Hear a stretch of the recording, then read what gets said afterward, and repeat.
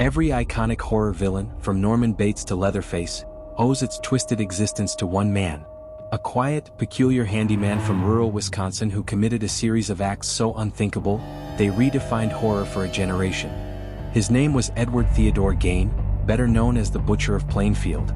With his story recently revived by the new Netflix series, the man behind the myth is back in the spotlight.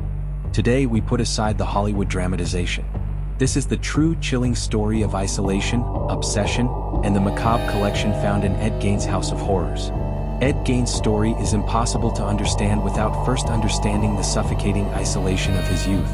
Born in 1906, Ed was raised on a remote 155-acre farm in Plainfield, Wisconsin by his domineering, fanatically religious mother, Augusta. Augusta's control, Augusta Gein was a zealot.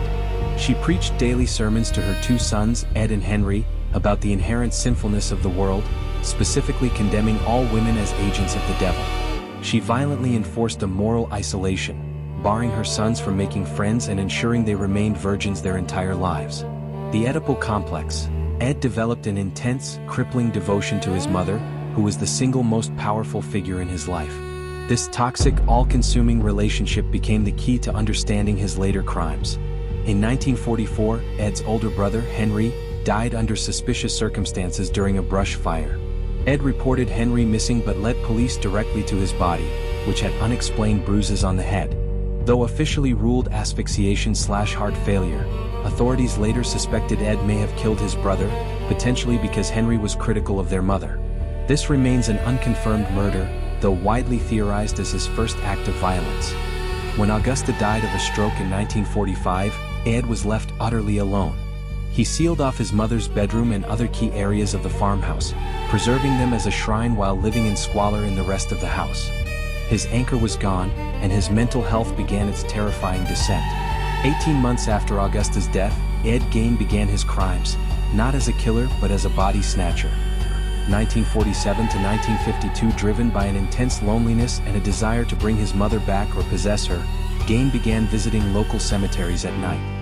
He admitted to making around 40 nocturnal visits, resulting in the exhumation of remains from at least 9 recently buried middle-aged women whom he believed resembled his mother.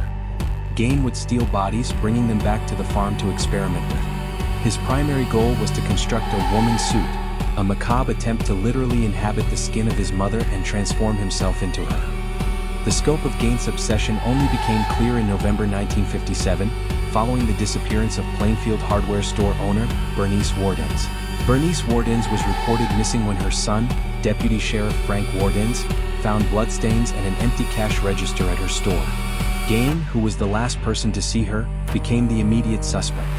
When police searched Gein's remote farm, they made discoveries that shocked not just Wisconsin, but the entire nation. Bernice Worden's decapitated and disemboweled body was found hanging upside down in a shed, dressed out like a deer. Inside the farmhouse, authorities found a collection of artifacts made from human remains, including bowls made from the tops of human skulls, lampshades and chair upholstery made from human skin, a vest made from female breasts, a belt made of human nipples, the remains of Mary Hogan, a tavern owner who had been missing since 1954. Gein confessed to killing both Bernice Worden and Mary Hogan, claiming he was in a daze, and that both women resembled his late mother. Ed Gein was never a normal serial killer. He lacked the high victim count and the organized cunning often associated with the term. He was ultimately classified by psychiatrists as a sexual psychopath and diagnosed with schizophrenia. His behavior was rooted in intense psychosis.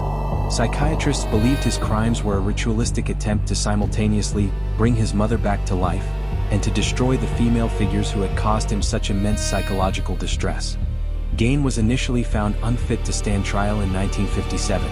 Over a decade later, in 1968, he was deemed mentally competent. He was tried for the murder of Bernice Worden, found guilty of the crime, but simultaneously found not guilty by reason of insanity at the time of the killing.